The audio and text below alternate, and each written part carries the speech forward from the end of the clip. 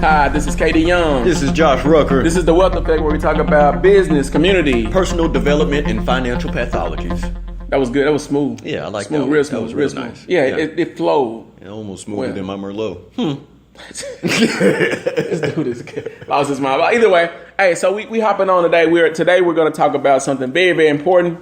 What is keeping you broke? What's keeping you from making it to your goals? Now, this is going to be a classic, but a goodie. We're going to kind of take a break this week before we finish covering the other factors, the 9 factors we went over. I believe we have 3 left. 3 left. And the reason we're taking a break is because we got 2 very, very special guests for you. We got 1 special guest out of Memphis, and then we have another one out of Atlanta, Georgia. You don't want to miss out on this. So we're going to take a break from doing we're going to finish the 9. Yeah, we're going to finish the 9. We're going to say the 3. Right. For a little bit longer. For a little bit later. Yeah. And then we'll get back to the 9. So today's episode is like the 4 factors that's keeping you broke. What are the 4 things that's keeping you from making it to your financial goals? Now, they may not be what you think they're going to be, but they probably going to be what you don't think they're going to be, what you think they're going to be. You can still suffer from things that you don't know. Yeah, and you know what? That's really the... You know, I grew up in an era where my parents told me, my parents and my my fellow, I forgot, I went blank. The people I hung around, let me say this, my environment. Environment. Your environment. My environment, that's what I was looking for. My environment, I know. My environment and the people I grew up around and my parents told me, what you don't know won't hurt you. Ooh. I'm not going to say that they lied to you. So you calling my parents liars? They were really misinformed. That's a nice way of calling somebody a liar, though. That's the best way I can put it. You work at HR, so it's easy for you. It's good for you to find words. Yeah, exactly. Man, me personally, after learning about, finances and how money works, it shed light on some situations and some behaviors that I had that were really detrimental. I think, you use a good term, behaviors, because I think sometimes we behave badly. Oh, yeah. And then when someone tells we behave badly, we get defensive. And we're like, no, not me. No, right. I'm perfect. I've been good my whole life. Hey, what you mean? And I think the first step, it's almost like when you're alcoholic, you suffer from any type of drug crisis or anything. The first step is saying, you know what, admitting that I got a problem. I have a problem. And with that being the first step, most people not willing to take that first step. Yeah. They not, because they don't want to say that I've been doing something wrong my whole life. That's a little psych moment. That's called cognitive dissonance. Okay. When you're presented with information or stimulus that contradicts your own self-identity or self-image or how you view self, it's a form of stress that we avoid at all costs. Can it cause anxiety too? Oh my God, anxiety, and it's illustrated in a whole bunch of weird ways. Yeah, it is. Yeah. So anxiety is one. Yeah. Stress is another. Anxiety, depression stress, can be one. Depression.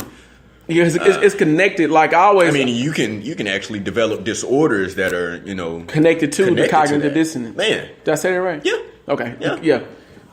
So what I realized was when I was in school, one of my professors told me, he said, Kevin, most people, they pay attention and take care of the symptoms, but never get to the problem. You know what? That's crazy. Okay, so my mom works in healthcare. I didn't know that. Yeah, she works at UAMS, have been for your whole life.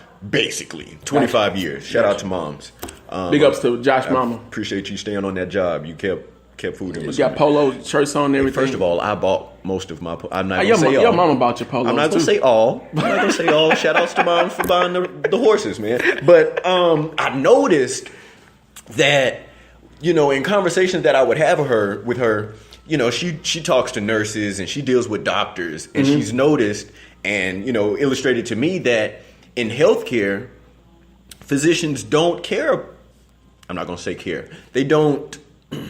They're reactionary. I'll say that. They deal with, you have a cough. Let's deal with your cough. Symptoms. So it goes to acute and what's the other word? Kevin, what's the other word? Acute and chronic? Bam. Hey, that's why you here, Josh. Hey, this is why I'm here. Josh got it. Shout out to Rucker. Shout out to Josh. With the save. So you have acute and chronic disorders or illnesses. Yeah. And so most doctors only care about the acute. The acute. Which is what symptoms. Symptoms that you see. So so this is the thing. And look, I'm real sensitive when it comes to cancer.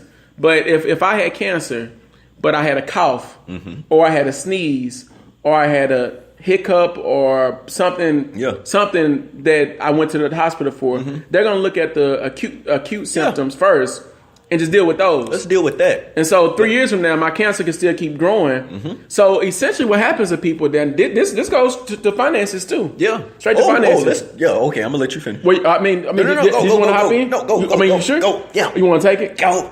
Okay. Okay. So with finances, you could let's say the cancer is broke. You broke. Yeah. That's the cancer. That's the cancer. So you broke. But versus dealing with you being broke, you deal with the symptoms of you being broke. Ooh.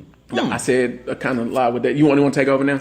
So I was going to go a different direction as far as being tied to finances, staying in the streamline of healthcare. That it's a monopoly. Big pharmaceuticals. Nah, you went in a whole nother way. Yeah, it was a whole different. My bad. You go with your way. Big Pharm doesn't want you to be healthy. They don't want you to be, an able-bodied person. If you have cancer, we're going to string out cancer. Dang, you step on a lot of people's toes right now. The truth hurts. Okay, so tying back into just dealing with the symptoms. If you have a cough, you have cancer. You come in with a cough. We don't care that cancer is killing your immune system, and that's why you have a cough. We don't care about the cough. Let's deal with the cough. So we're going to prescribe you some antibiotics. Wow. Those antibiotics are going to cost you upwards. I don't know. They keep going up, but I really don't get sick, so I don't know. Dang. So you finna compare that to capitalism? Is that where you was going? That's capitalism. I'm about to capitalize on what you don't know. On what you don't know. And you know what? That's a hard pill for people to swallow. That's a big one, the horse pill. Only because they don't want to deal with the problem. The problem. So this is how my mind works in polarity sometimes. Okay. You got up, down, left, right, forward, backwards. All that kind of stuff. Yeah. So I'm thinking if capitalism was designed to capitalize on what you don't know, which is ignorance. That means the only way for you to overcome ignorance is to gain knowledge. Yep. So this is the difference, though, because this is a phrase that's been in our community for a very long time, and this has been in a lot of people's culture. Knowledge is power. Knowledge is power. Not really. It doesn't stop there. Applied knowledge is power, and that's called wisdom. And so look. I can sit in this room all day long and be on this podcast and talk. Yeah. Give out knowledge or gain knowledge. I can research. I can look up everything. But if you don't apply it, it's just sitting still. Yeah. So it's knowledge, not emotion. Yeah. Which is complacency. Stagnant. Which is stagnant. Yeah. Which causes other stuff. Yeah. That's why we go back to being broke. Yeah. Is the cancer. Yeah. If part of being broke is you having the knowledge to know what to do, but you don't use it. So a symptom of that would be you behind on your credit cards. Yeah. Another symptom that you behind on your bills. Another symptom is you're not prepared for retirement. Another symptom is you don't leave nothing behind for your children. Yeah. All those are symptoms to the problem, which is being broke or being in a poverty state. I think more importantly, you're totally right. More importantly, the cancer itself is the mindset that you have. That makes sense. Because let's just say hypothetically, my symptom is I can't pay my bills on time. You're part of being broke. That's crazy. I can't pay my bills on time. Okay, so what am I gonna do? What am I gonna do? Okay, let me go get a part-time job. That's cool. You might be able to pay your bills now, but if you don't change your mindset about how you spend money or what you do with your money, then inevitably you're going to be in the same situation. But you know what? It even goes further than that. I'm glad you said that, because a second job. So let's do this real quick. Let's take care of some bills. Yeah. Huge shout out to Style House Hair, where you can definitely get your hair at Style House. It's a barber beautician location salon, but it also now offers hair products or hair for you to have, so Yep. you can have hair. Have hair. But shout out to Styles. So with that being said, let's get into it. So the 4 things that's probably causing you to stay broke. Number one is what you just mentioned: getting a second job or paying what's called taxes. Taxes. Look, taxes is the number one bill you will have in your lifetime. You can't. It's at the top. I don't know of a way that you can avoid. I mean, you can avoid them. Yeah, you can avoid them. You can. So It cost you 5 to 10. So this is the myth. Let's talk about the myth. The myth. This is the myth. Most people, you think this. If I have a first job and I'm making good money, if I want to make more money, I go get a what? Another job. Second job. But in most cases, not all cases, but most cases, that second job causes you to pay more in taxes. Why? I mean, because your income went up? Number one, you pay more in taxes 2 ways. If your income goes up, or if you, that's it. Take that back. No. If your income goes up, or if you don't have any tax shelters, one of the two. That's key. You're gonna pay more taxes. See, taxes take up a third of your paycheck. A third of your paycheck is gonna be paid in taxes. Like your lifetime, a third of what you're gonna make is gonna go to the government. So wait a minute. I make $45,000 a year. A third that's going to taxes. That's $15,000. I mean, most people don't look at it like that, but I want y'all to really, really pay attention to this. In your paycheck, you have taxes. Before you get paid, the government gets paid. Yep. So you're gonna pay Medicare state. Medicare and you got FICA. You got FICA. FICA is Social Security and Medicare. Exactly. Part A. Then you're gonna pay for Medicare Part B. Part B. And then you're gonna pay for state taxes if you live in a state that has state taxes, which I think we can safe to say 75% of American states have state taxes, or maybe 85%. Yeah, I would say it's more than that. Yeah, probably it's closer to 85. Yeah. So you got state taxes. Then you have what's called federal taxes. Now, those 4-5 taxes come out of your paycheck is about a third of your check. You just don't see it that way because you don't see it coming out. They don't give you a full check first and you pay the bill. Right. They pay your bill first, then they give you what's left over. Give what's left over. So the first thing that's great. I ain't mean to cut you off, man. It's cool. This is hurt. Like, this is hurting me. So what we saying essentially is from January to April, you're basically working for the government. Oh yeah. And you know what?